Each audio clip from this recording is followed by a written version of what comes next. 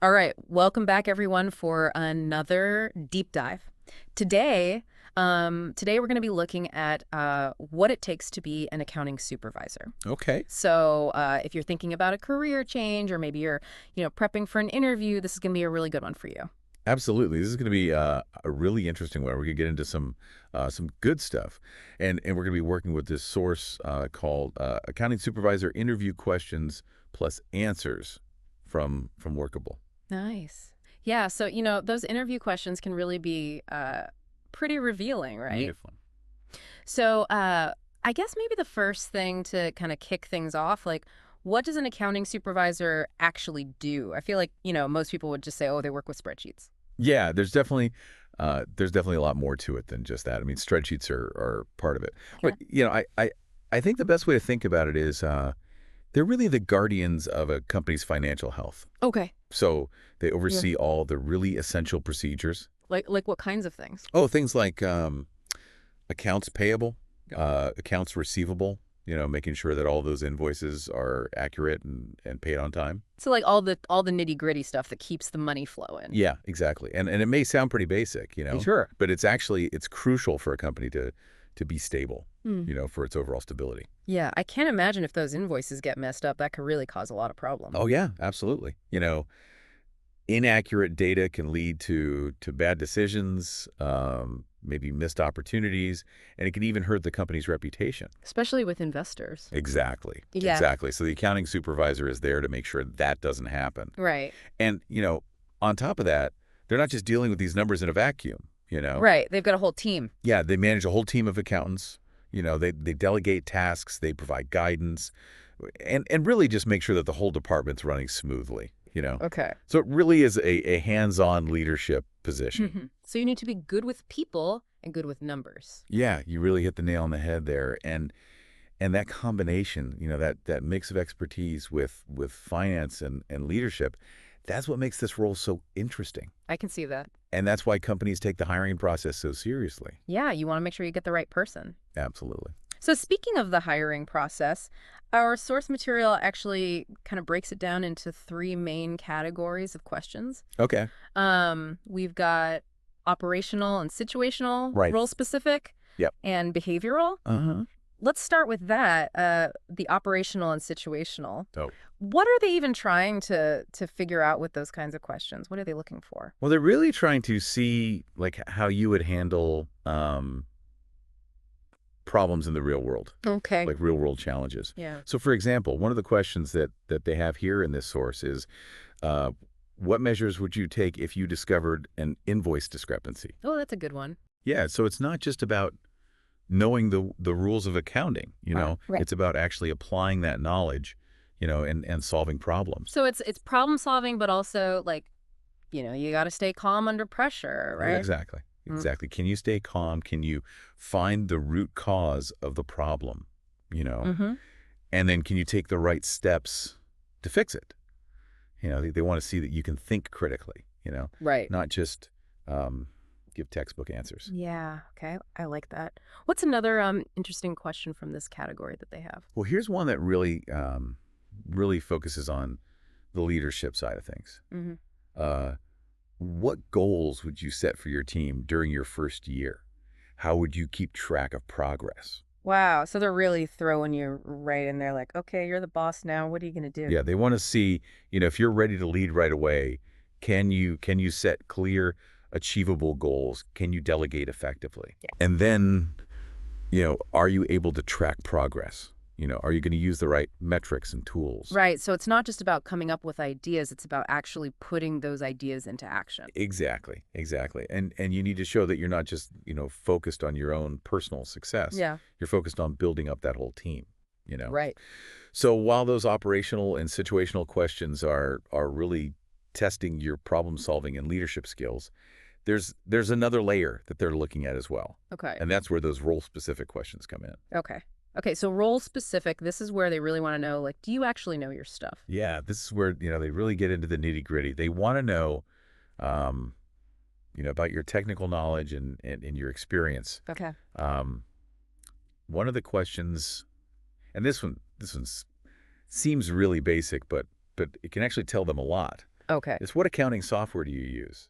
Ah, yeah, I see. It's not just about like listing the software. It's about showing that you understand how to use the tools. Exactly. You want to show that you're comfortable with, the industry standard software. Okay.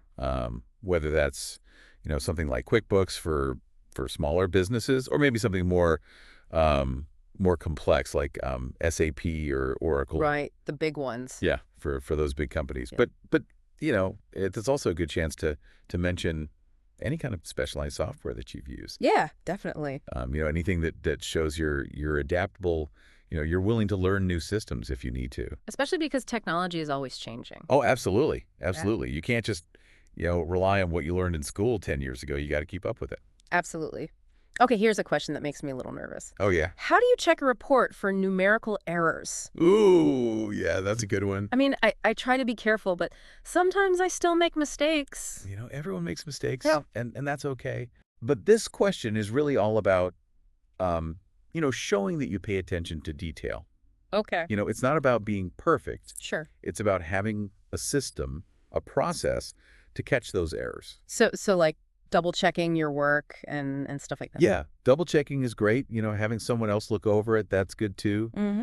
But you can even get a little more sophisticated than that. Like, have you ever used pivot tables? I've heard of those, but I don't really know how to use them. Okay, well, pivot tables, they're really useful for like summarizing data and finding errors. Interesting. Yeah, and there are also these spreadsheet auditing tools. Really? Yeah, you can use those to like trace where the numbers are coming from, and make sure everything's linked up correctly. Hmm. That sounds pretty advanced. It is, but it's really powerful stuff, and it shows that you're going the extra mile to make sure that everything is accurate. Right, because in accounting, you really can't afford to make those big mistakes. Exactly. Even small mistakes can have big consequences. Yeah, I can see that. Okay, so we've talked about operational and situational. We've talked about role specific. Now let's move on to that last category, the behavioral questions. Okay. These seem a little less about your, technical skills Yeah. and more about like your personality and how you work with others. Yeah, they want to get a sense of who you are as a person, Right. as a professional. And one of the questions here that I thought was interesting is, how do you stay up to date with changes in accounting legislation? That's a big one. Because, like, the laws are always changing, It's right? constantly changing. So this is really about, showing that you're committed to learning and keeping up with your professional development. So, reading industry journals, attending conferences, maybe taking some online courses. Exactly. All those things. They want to see that you're proactive. You're not Yeah. just going to sit back and wait for things to change. Right, you're going to stay ahead of the game. Yeah, exactly. Okay, here's one that I think everyone can relate to. Okay. Tell us about a time your attention to detail saved you from making a mistake. Oh, I definitely have some stories about that. Yeah, me too. I think we all do, All right? right. And this is a classic behavioral question for a reason. It's your chance to tell a story, Yeah. about a time when your skills really made a difference. Yeah, it's like showing, not just telling. Exactly. And it also shows that you're self-aware. Right. You can learn from your mistakes and you can use those lessons to improve your work in the future. Absolutely. Okay, one more question that I want to highlight from this section. Okay. Describe a time when you motivated your team to achieve goals. What team management techniques did you use? Oh, yeah, this is a good one. Because this is really getting to the heart of, what it means to be a leader. Absolutely. Yeah. This is where you can talk about, those times when you really inspired your team. When you help them overcome challenges, Yeah. Huh. when you hit those tough deadlines, Yeah. and when you celebrated those successes together, it's all about showing that you can build relationships with your team, Okay. that you can create a positive and productive work environment. It's all about those soft skills that we keep coming back to.